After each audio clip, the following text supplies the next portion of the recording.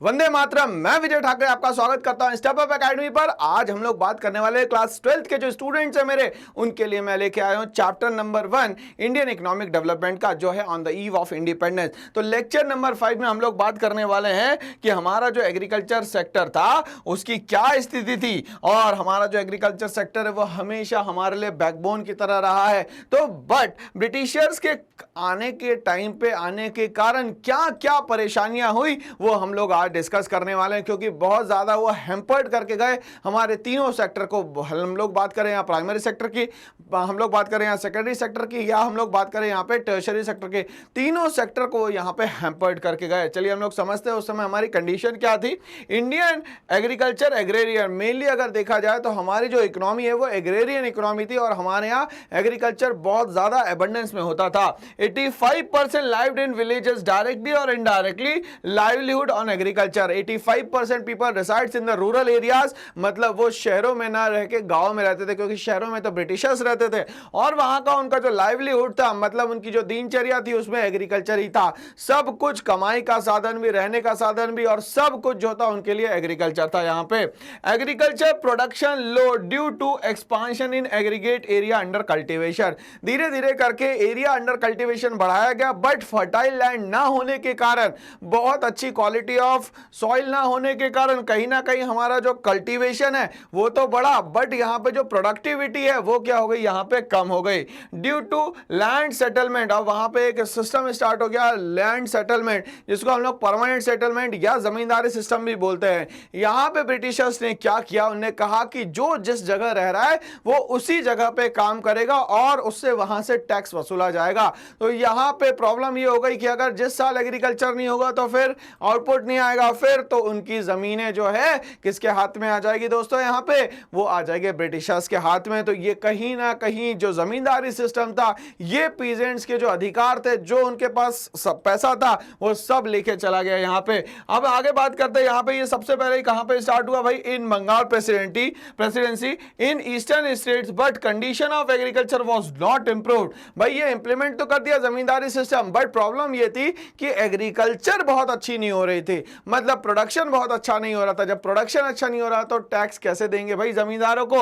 आगे हम लोग बात करते हैं यहाँ पे, collect only rent create immense misery. अब कंटिन्यूअसली वो क्या कर रहे थे, रेंट मांग रहे थे। रेंट मांगने के लिए यहाँ प्रोडक्शन तो होना चाहिए, प्रोडक्शन ही नहीं हो रहा है तो आप रेंट कैसे दोगे भाई। तो इन्होंने कहा ठीक है भैया हमारी जमीनें ले लीजिए, हमारे पास पैसा तो है नहीं। And social tension, revenue settlement and जमींदार लूज देयर राइट्स। कहीं ना कहीं जो जमींदार हुआ करते थे, जिनके पास अच्छी खासी लैंड हुआ करती थी, रेंट के कारण, ये जमींदारी सिस्टम परमानेंट सेटलमेंट सिस्टम होने के कारण, ये सारा जो लैंड था वो किसके पास ट्रांसफर हो जाता है, ब्रिटिशर्स के पास ट्रांसफर हो जाता है, और यहाँ के जो पीजेंट्स है वो यहाँ पे सर्वाइवल के लिए भी तरस जाते हैं। ये कंडीशन हो गई थी हमारे वहां पे किसानों की। आगे हम लोग बात करेंगे यहाँ पे, the farmer slash peasant used to yield cash crop, और उन पे फोर्स किया गया कि आप कैश क्रॉप को ही सबसे ज्यादा लगाए। अब यहाँ पे कैश क्रॉप का मतलब वो क्रॉप जिसको लगा के बेचा जाता है, फूड क्रॉप का मतलब वो क्रॉप जो हमारे खुद के यूज के लिए बनाया जाता है या इंटेक करने के लिए बनाया जाता है, उसको बोलते हैं हम लोग यहाँ पे फूड क्रॉप। तो यहाँ पे जो कैश क्रॉप है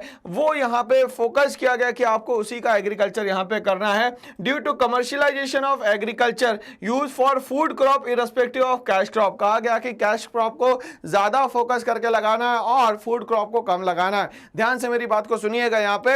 अब यहाँ पे कैश क्रॉप में लगाने को बोला गया कॉटन, जो कि बॉम्बे प्रेसिडेंसी में लगाने का बोला, बंगाल में बोला गया जूट लगाने का, और सेंट्रल इंडिया में लगाने को बोला इंडिगो, और बाकी जगह लगाने को बोला सिल्क, जिससे ये रॉ मटेरियल एक्सेस इसमें निकाल सके और यहाँ पे ब्रिटेन ये सारा का सारा रॉ मटेरियल जा सके, और इंडिया में फूड क्रॉप जो है वो कम से कम लगाया जाए। हमारे यहाँ के किसानों ने भी सोचा कि भाई क्यों ना इससे हम लोग पैसा कमाए और हमारा सब कुछ अच्छा हो जाएगा, बट कमर्शियल क्रॉप लगाने के कारण, कैश क्रॉप लगाने के कारण कंटिन्यूअसली जो लैंड है वो बैरन में कन्वर्ट होते चले गई, और पीजेंट्स के पास कुछ भी नहीं बचा, पैसा भी नहीं बचा, और जमीनें भी जो थी अच्छी क्वालिटी की वो इंफीरियर क्वालिटी की हो जाती है।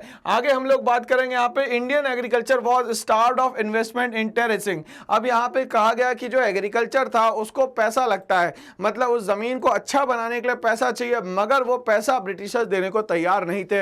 इंडियन जो पीजेंट्स थे, जो फार्मर थे, उनके पास तो पैसा ऑलरेडी नहीं था यहाँ पे, बात करते हैं यहाँ पे flood control, drainage and desalinization of soil के लिए पैसा नहीं दिया जाता था, मतलब कि सॉइल की इंप्रूवमेंट के लिए यहाँ पे बिल्कुल भी पैसा नहीं दिया गया।